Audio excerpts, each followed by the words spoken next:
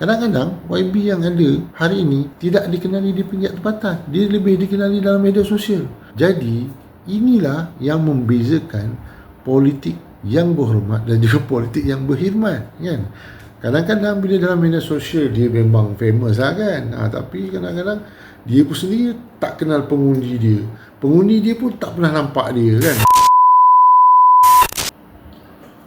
Assalamualaikum warahmatullahi wabarakatuh dan salam sejahtera, salam madani kepada semua yang mengikuti channel Wayang Tarbus Media yang dikelolakan oleh saya, Sharon bin Musa, ya.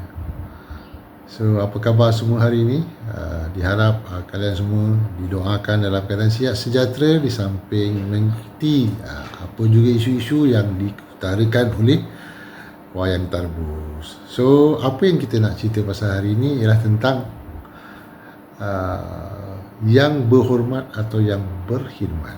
Okey, ini term sebenarnya sekitar tahun 1980-an, 1990-an, yang mana YB ni menjadi satu profil yang sangat dihormati di peringkat kawasan tu sendiri, ataupun kalau dalam media dulu yang ada TV lah, kan, dengan surat khabar, sangat dihormati, kerana YB ni pada sekitar tahun 1980-an, 70-an, ianya datang daripada masyarakat tempatan tu sendiri. Maksudnya seseorang YB tu dipilih bila dia ada ketokohan di peringkat kawasan kampung ataupun taman perumahan pada waktu itulah. Dan antara rata-rata orang yang datang jadi YB pada sekitar tahun 70-an 80-an tu selalunya datang daripada mereka yang mempunyai kerjaya yang berhubung terus dengan masyarakat pada waktu tu lah. Contohnya dia menjadi seorang cikgu ataupun dia menjadi seorang pegawai dalam pejabat kerajaan yang berurusan dengan orang ramai, dan mereka mempunyai personaliti yang bagus dan dihormati dan terlibat dengan aktiviti-aktiviti di peringkat tempatan pada waktu itulah. Kita cuba nak singkap balik sejarah sebelum kehadiran YB dalam keadaan yang sangat meluas pada hari ini. Pada waktu tu sekitar 70-an 80-an, YB ni dipilih daripada mereka-mereka yang memang bekerja dan berkhidmat di kawasan tu sendiri. Contohnya cikgu, dulu panggil apa, DO, ataupun doktor yang berkhidmat di pusat kesihatan daerah ataupun klinik kesihatan. Dia dilihat sebagai pemimpin tempatan pada waktu tu, dan mulalah berlakunya satu penilaian kepada mereka ni dan mulalah menceburkan dalam bidang politik. Itu sekitar tahun 70-an 80-an dan mungkin 90-an tu dah dipengaruhi dengan perkara-perkara lain. Contohnya hari ini, kalau kita nak bandingkan dengan tahun 70-an 80-an tu, yang jadi YB tu kadang-kadang dia tidak popular di tempatnya. Dia popular di media sosial. Atas dasar dia selalu keluar dalam FB, dalam TikTok, dalam Telegram, macam-macam lagi lah, TikTok apa semua ni lah, kan. Jadi kadang-kadang di peringkat tempatan sendiri orang tak mengenali dia sebagai seorang pemimpin. Itu bezanya YB sekitar tahun 80-an 90-an dengan sekitar tahun 2015 ke 2025 ni. Itu beza dia. Asal bagaimana orang itu dipilih untuk menjadi YB. Kalau dulu, kalau kita lihat tahun 70-an 80-an, dia mengenali setiap orang yang ada di kawasan dia, di kampung tu, di kampung seberang dia panggil, di Panda tu sendiri, kan, ataupun di program-program yang melibatkan berkumpulnya orang ramai seperti kenduri kahwin ataupun program-program yang dijalankan oleh kalau dulu di peringkat apa, RTM tu dipanggil apa, Semarak, apa program apa macam tu, kan. Jadi di situ pemimpin tu dikenali dan dia diangkat menjadi pemimpin yang mempunyai pengetahuan yang meluas di kawasan tempatan dia, di kawasan tempat dia duduk, di kawasan tempat dia tinggal, sama di kawasan kampung ataupun kawasan perumahan. Berbeza dengan YB pada hari ini yang memang dikenali dalam media sosial, tetapi kadang-kadang jiran sebelah rumah dia pun tak tahu yang dia sebenarnya seorang yang mempunyai pergerakan dalam politik. Itu bezanya. Kadang-kadang siapa dia? Oh, dia rupanya duduk sini, baru aku tahu rupanya dia duduk sini. Kadang-kadang YB yang ada hari ini tidak dikenali di peringkat tempatan, dia lebih dikenali dalam media sosial. Jadi inilah yang membezakan politik yang berhormat dan juga politik yang berkhidmat, kan? Kadang-kadang bila dalam media sosial dia memang famous lah, kan? Tapi kadang-kadang dia pun sendiri tak kenal pengundi dia. Pengundi dia pun tak pernah nampak dia, kan? Cuma melihat sesekali keluar kat TV, oh ini YB aku oh ini punya don aku tak pernah nampak pun. Tapi kenapa mereka ni dipilih? Apa kekuatan yang membuat mereka ni dipilih untuk menjadi YB? So kita kena lihat, kan? Apa pertimbangan kita hari ini? Saya orang yang mengenali pemimpin melalui keterlibatan dia dalam masyarakat. Kita jumpa dia dekat surau, kita jumpa dia dekat kedai. YB apa khabar? YB apa khabar? Baik, sihat ya, alhamdulillah. Kita jumpa di kenduri kahwin. Kadang-kadang masyarakat mengundang YB dan menjadi satu kebanggaan bagi tuan rumah yang menyebut YB datang ke kenduri kahwin anaknya ataupun kenduri kahwin adik-beradiknya. YB datang, semua salam. Tapi hari ini saya nampak benda itu dah semakin dilupakan. Politik tempatan, hubungan di antara YB dengan orang ramai tu hampir tiada sekarang ni. Yang ada mungkin perhubungan dalam media sosial. Yalah, YB pun of course lah, YB ada apa? Ada TikTok, ada WhatsApp, ada FB. So lebih kurang komunikasinya begitu. Dan kadang-kadang komunikasi tu satu hala je. Dia tengok, oh YB, contohlah kan, YB Mak Sabu kan, ada FB. Kita pun dia tunjuklah apa aktiviti dia, kan, berkorban masa hari haji ke apa, kita pun like kan, macam tu je, kan. Berbanding dengan sebelum ni, sebenarnya perhubungan antara YB dengan orang ramai tu lebih kepada bersalam, bertanya khabar, berborak. Itu bezanya politik yang berhormat sekitar tahun 2026 ni, dan kita bawa kepada 30 tahun sebelum ni, tahun 1985, 1990, YB tu lebih cenderung dan lebih rapat di peringkat tempatan, kan.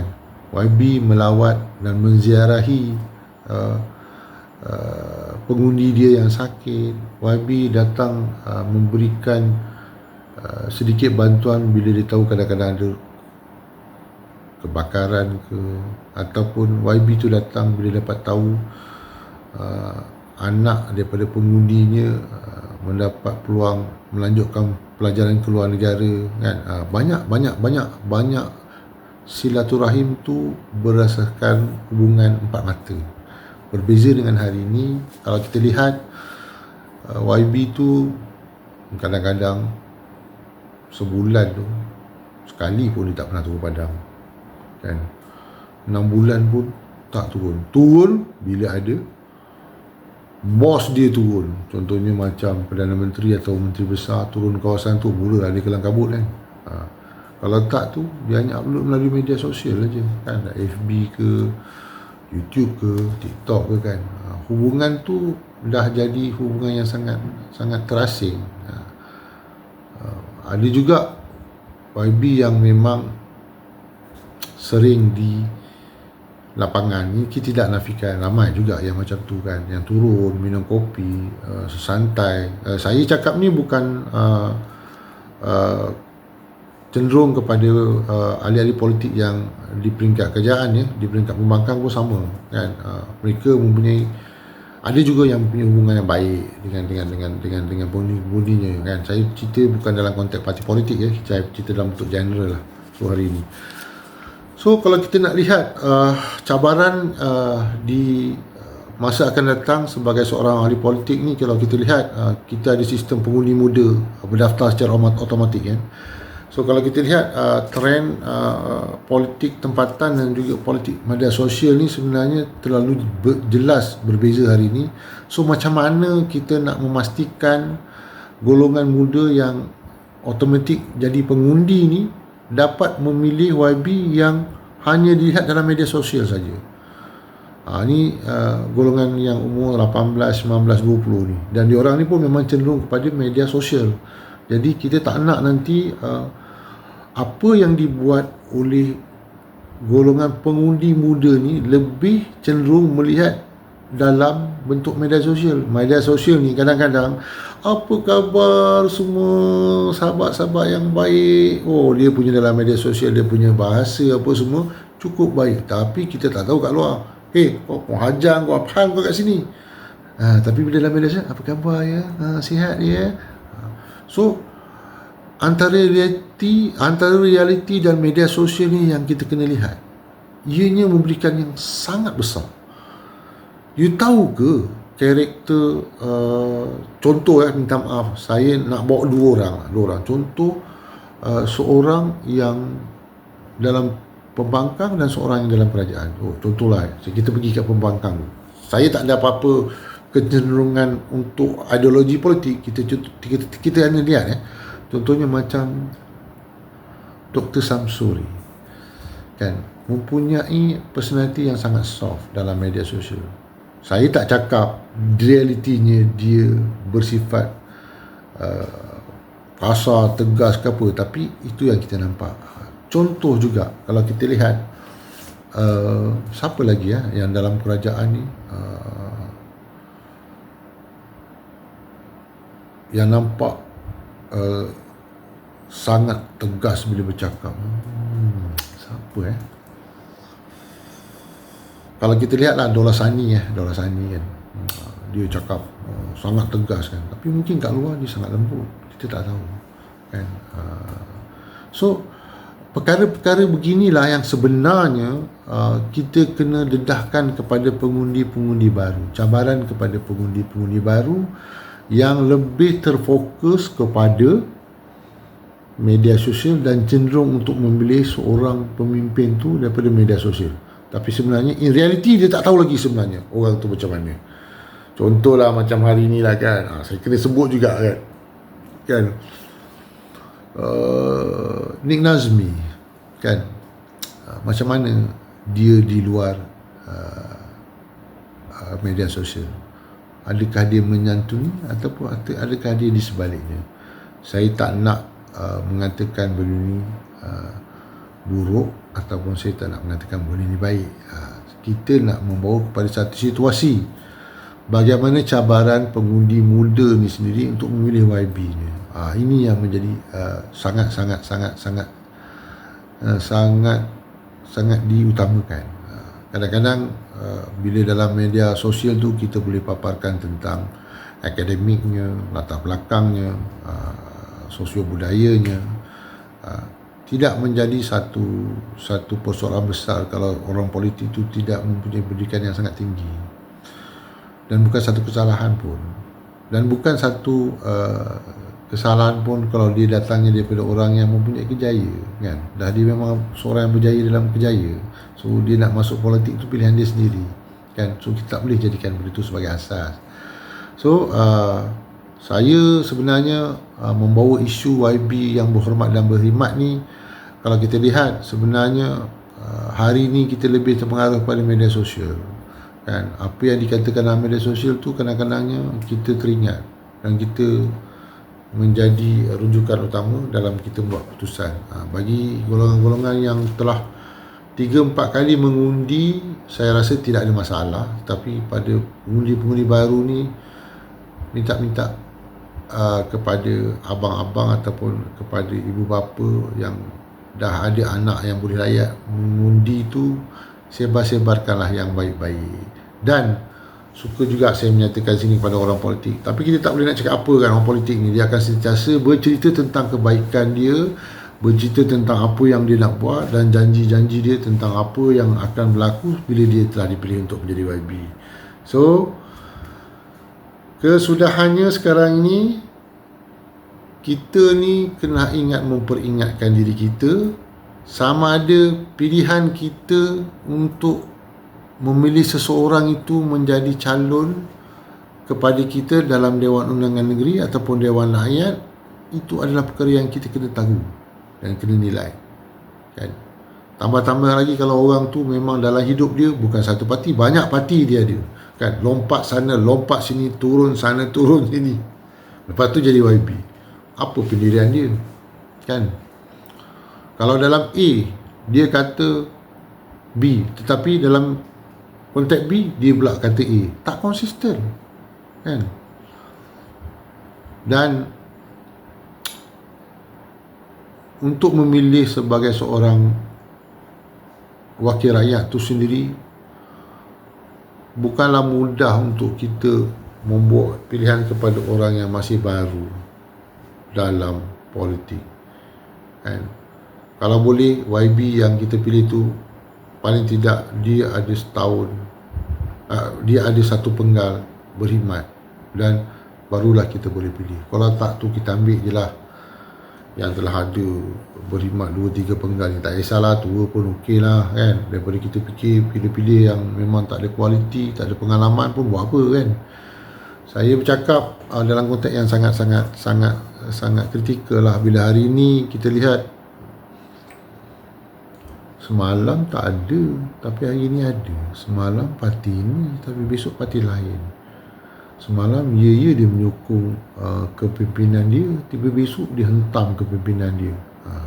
So lepas tu dia buat cerita-cerita longeng tentang masa depan, tentang bahayanya negara. So ini antara perkara-perkara yang kita kena fikirkan. So hari ni saya ingat saya punya fokus lebih kepada memberi maklumat tentang bagaimana kita nak memilih seorang YB itu atas keterampilan dia di media sosial. Adakah kita perlu buat studi lain? Maksudnya, Husin bin Hassan ni apa yang dia buat apa pendidikan dia, dekat mana dia duduk, siapa rangkaian-rangkaian dia dalam politik. So ini antara benda yang kita kena fikirkan bersama. So saya ingat itu saja yang saya nak ceritakan pada hari ini, dan saya sentiasa mendoakan supaya saya membuat pilihan yang betul tentang YB yang saya akan pilih. Begitu juga anda semua, pastikan anda membuat pilihan yang tepat, bukan saja kepada ahli politik itu sendiri, kepada parti itu sendiri, dan juga kepada komponen-komponen yang disertai oleh parti yang dia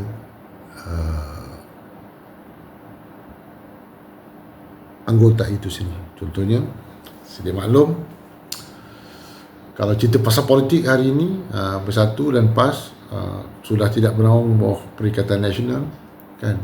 Dan juga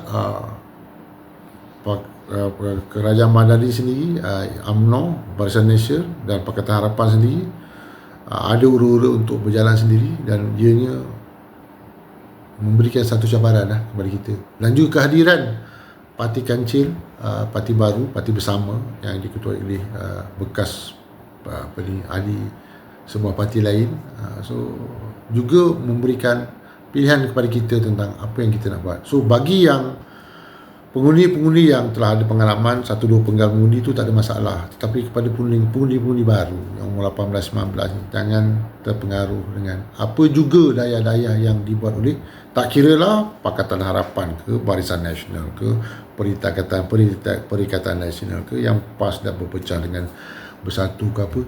Jadi kalau boleh, saya sendiri sebagai yang ada anak, yang ada adik-beradik, sentiasa berpesan-pesan tentang bagaimana perlunya kita memilih seorang pemimpin di peringkat kita yang boleh membawa isu-isu semasa, yang memperjuangkan tentang kebajikan-kebajikan rakyat, dan juga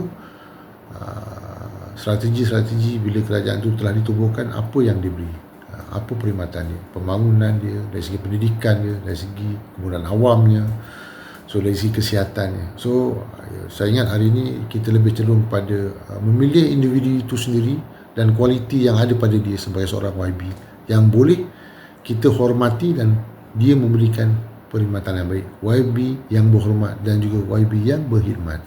So sekian saja daripada Wayang Tarbus. Sekian. Assalamualaikum warahmatullahi wabarakatuh. Bye bye.